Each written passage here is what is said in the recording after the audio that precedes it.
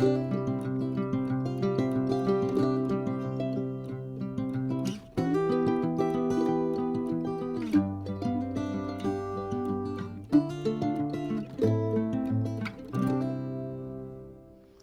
supplies that you will need for this DIY tutorial is a piece of edge glued panel, stain grade. I got this at Lowe's for about 12 bucks. You will need a drill with a few different sizes of drill bits, depending on your crochet hook sizes that you have, or if you're doing knitting needles, you would need to bring those out so you can measure as you go. I would say a pencil to make sure that you measure along here and have it equal where you want each slot to go. And I would recommend you having a hot glue gun so that you can put a little hot glue in each of these. And I'm going to use polymer clay, but you don't have to if you just think that your item is going to stay stable wherever it is. You can get this piece cut in half at your local hardware store. I cut mine in half with a circular saw, but I know not everybody has a circular saw in their home. So let's get started. Make sure to weight it down, or you can use a wood clamp. All right, so we're going to start the drilling. Turn it sideways. Put on some safety goggles, folks. And if you don't know how to use power tools, don't use them. I'm just going to go in there. The hole already established. Which way is that drill going? It's going the right way. All right, make sure the drill's going the right way.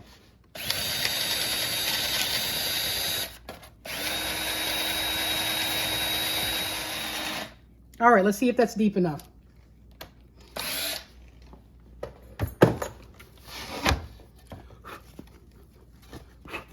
A little bit deeper. See, that's not going to stay in. All right, back under the weightedness that I've rigged up. Turn it sideways, put the safety goggles on.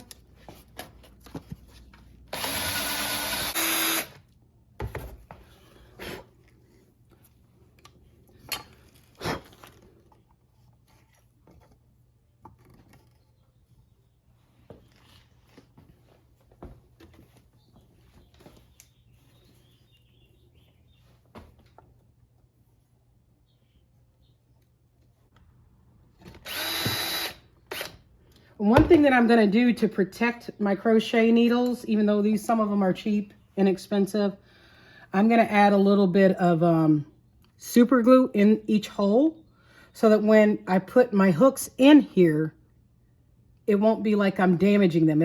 They'll be buffered by a layer of hardened hot glue. So make it softer. And there's one last step that doesn't have anything to do with any power tools using drill bits. The last step is that we need this to be stable. So when I cut this half moon piece, if you look at it, it's uneven. Like when I put it to cut it in half, when I put it to cut it in half, it's not level. So I'm going to sand this bottom, and I'm going to create DIY two horizontal, or is it, hold on, two horizontal bars, one to go under here, one to go in here, out of polymer clay. I'll show you how I do that. I'm basically going to indent them. I'm going to make a small bar rectangular piece, and then I'm going to press this into them, and that's going to make the indentation. And so when I carry my thing around to be at my armchair, if I want to go downstairs and crochet, and so that I have my crochet hooks displayed, this won't be able to wobble. Even if it is evened out, leveled out, it'll have two stabilizers on either side. All right, since I don't have a ruler and I have a measuring tape nearby, I'm just going to measure the length of this. Okay, it's 14, almost 15. So the midway point would be 7.5. And so I'm going to go 3 over in each direction. 1, 2, 3, 4. Let's go to 4 because that'll stabilize it more. So, and then 1, 2, 3, 4. So I need a pencil, but I don't have one. So I'm going to place this here. 1, 2, 3. 1, 2, 3, 4. Okay, so I need to put the first one right there. And then get the other one. I'll move this because this is where I had that place marking. All right. Now what you're going to want to do, sorry the lighting is kind of bad. I'm going to just press ever so slightly. Okay, I'm pressing down on the top. Okay, and now what I'm going to do is fold these up on either side. Let me level this out. And then get the back folded back. Okay, so now I'm just going to make sure that they're evenly folded on either side so that this doesn't wiggle. I'll be right back. Okay, now I'm just getting everything evened out. Okay, so the next thing you're going to want to do, once you have these play pieces, they're like the stabilizer legs.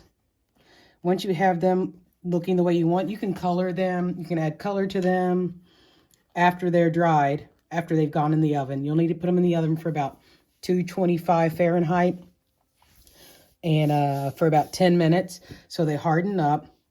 And you can even add more to them if you want to add a little more purple over here so it matches over there. I probably will do that, and then they're going to be used. The molds are ready after I smooth everything out.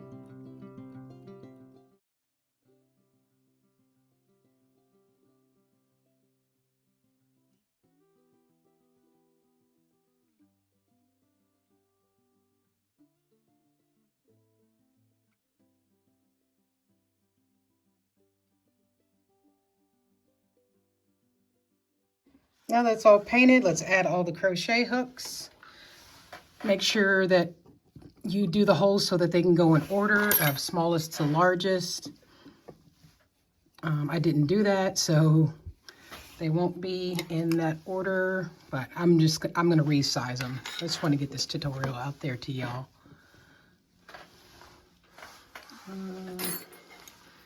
This one go over here.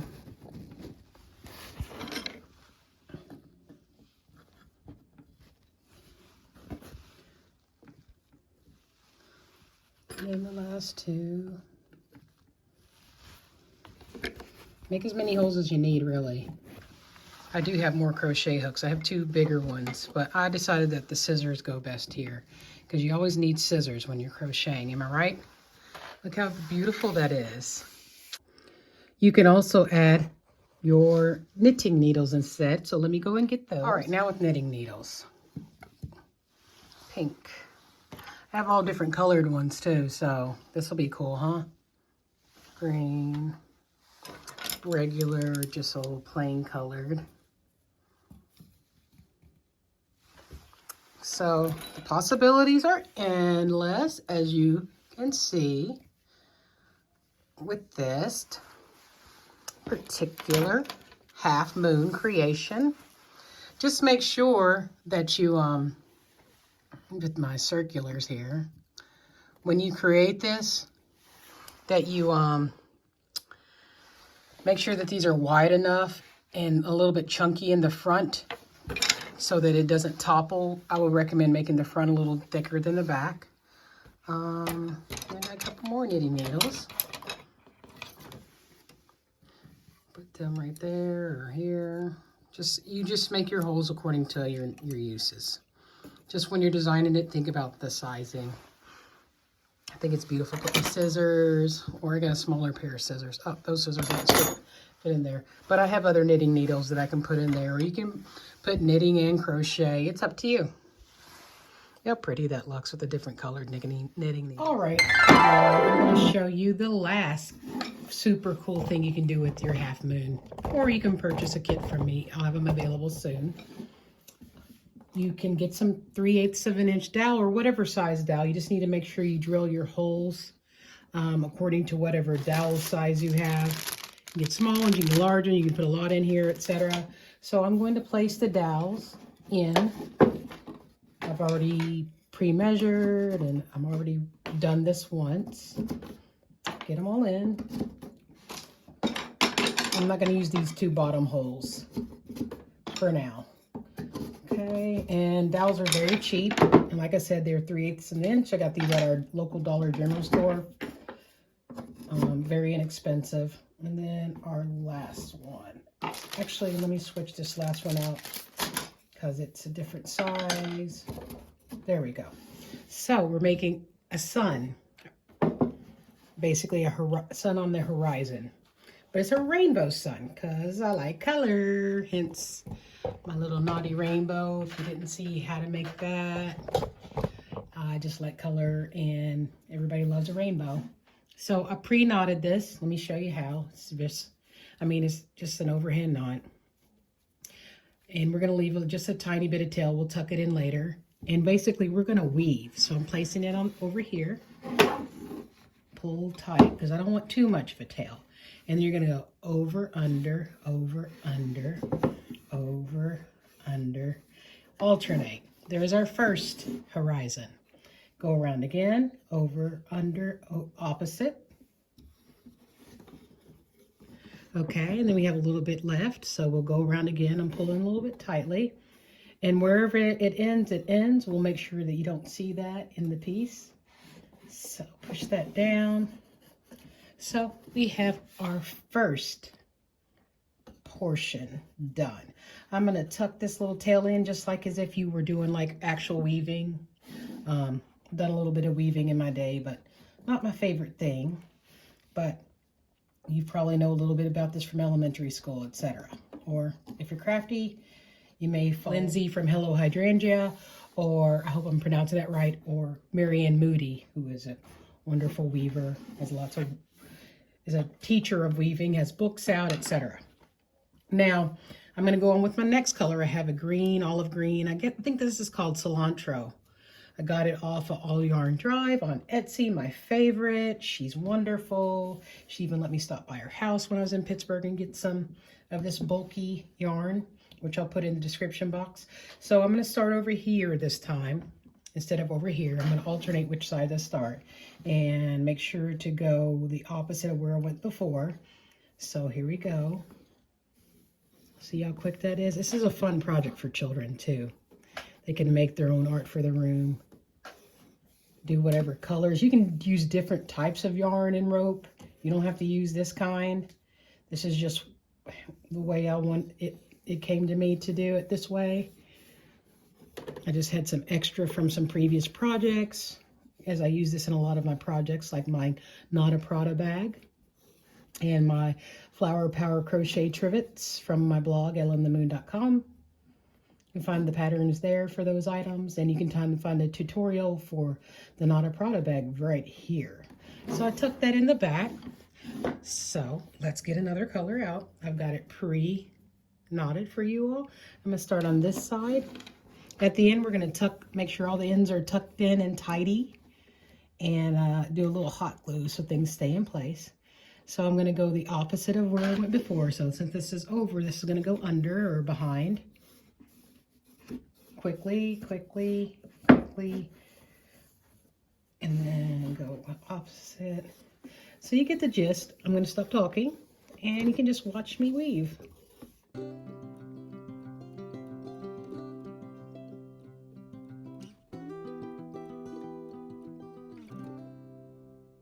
I'm going to tuck this one in. It'll be hidden in the back, or I may tuck it through there. Okay, let's get another color. How beautiful is that? Gosh, look, it's just gorgeous. I need to paint this one. I haven't painted this one because I used it for another project, which is also on my blog from like 2 years ago. I think I called it the dried floral. It's Half Moon Centerpiece is the name of it. If you want to check out that tutorial. Uses the same exact thing, half moon. Oh, I need to go over the other side because I said you're going to alternate.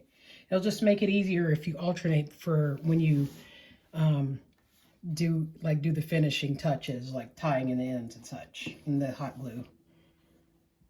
I may not even have the hot glue. So since I went over this last time, over here, I'm going to go behind or under. I mean, it's really behind. They say over under because when you're weaving, you usually have it like in your lap or on a weaving heddle, I think it's called. I can't think right now. Okay. And then I only got a little bit of this one because it's not my favorite color of the colors. I think I'm going to go ahead and do a tuck right there. Okay. It'll blend in. And then I have one last gorgeous color that I just got in. It's a lovely, like, periwinkle. I don't know what she calls this on All Yarn Drive on Etsy, but I love it. I love the color. It looks like an eggshell, blue jay shell. I don't know. It doesn't matter what I think of it, but it's beautiful. So we're going to go right on top of this gray. Pull tight. And then opposite. Opposite. Because opposites attract, and you know. Okay, and go around again. Make sure I push this down here because that's where I tucked it in and it looks uneven. Like it looks like I didn't alternate there. All right, go one more time because I made this rope a little bit longer.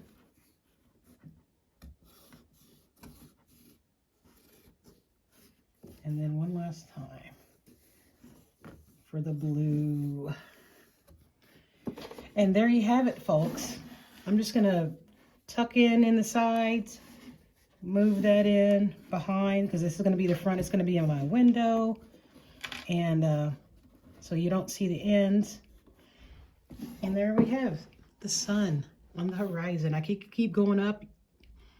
I could add other things, but I hope you have liked all of the many ways I've shown you what to do with a half moon. There are more to come. You can get this painted and be done.